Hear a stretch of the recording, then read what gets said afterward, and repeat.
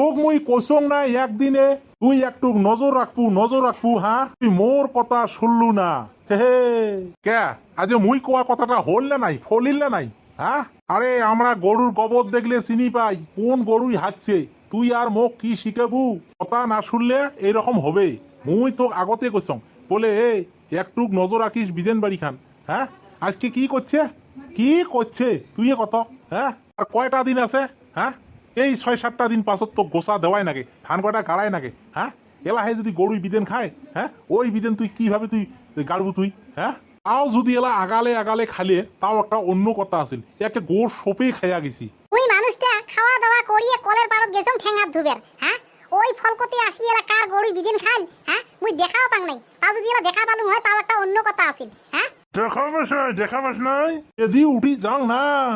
চকর করা না বাইর করে দিম কিন্তু কে গো ভাস্কা কি হইছে গো তোমার বউয়ের লগত একেবারে হাং সাং করবে নিছেন ও কাহা আসো বসো কোনো বসিয়ে তোমরাই যদি এলা এগলিয়ে করি কথা শোনেন কাহা তোমারই এলা ঠেঙে রক্ত মাথা দুটপি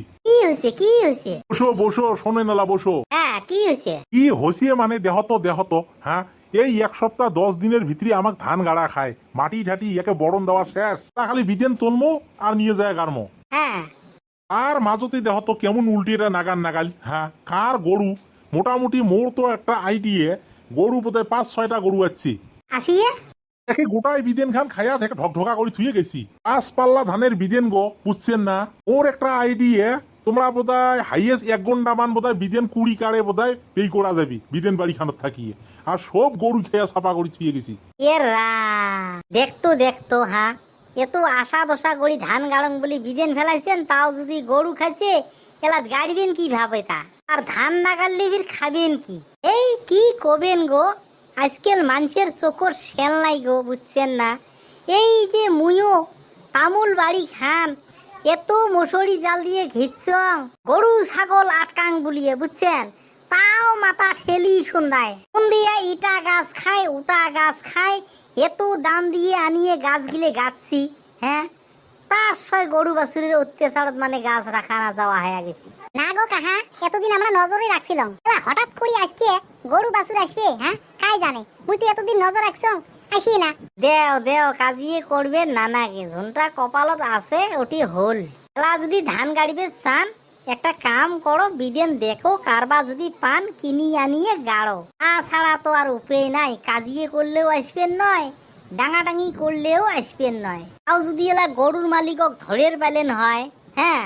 তাও তো যে আলা জড়িপানা আলা নিবের পালেন হয় ওরাও পান নাই এলা কাকলা যা ধরবেন হ্যাঁ কাক কবেন আদা ওগলিয়ে কাজিয়ে করার থাকিয়ে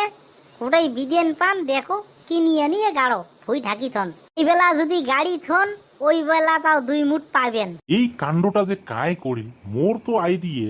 এই বাড়ির আশেপাশের মানুষের গরুই হবি এর মানুষের গরু জেনেবা আসিলি আচ্ছা আসিয়ে খায়াই তৎক্ষণাতে ভাগবে না গরু আরো এত চালা গেছে না হয় গো এগুলি বাড়ির বগলের মানুষের গরুই হবে দেখছি তো বিদেন খান খাইয়া শেষ করি দিল দৌড়ি করে হাকে নিয়ে যা বাঁধি থুছি হ্যাঁ এটাই হবে তামুল খান না গো তামুল বিড়ি সিগারেট সাদা মুই এগুলি একটাও না খাং আর ভিতরে ওই গাঞ্জাটাই খাং পালে ২ টান না পালে নাই কাহাবা কোনটা মনে করি আসলেন কোনটা মনে করি আরো আসলং তোমার ছোট ভাইয়ের বেটার অন্নপ্রাশন এই যে আগনের ৪ তারিখ হ্যাঁ তাকে নিমন্ত্রণ দিবের আসলুম সপরিয়ালে নিমন্ত্রণ ওই দিন কিন্তু দেখা পাই দেখো মুই বেশি দেরি না করং আরো মেলা বাড়ি নিমন্ত্রণ দিবের আছে গো সাজিয়ে ঠাজিয়ে না করেন পেটাপেটি না করেন থাকো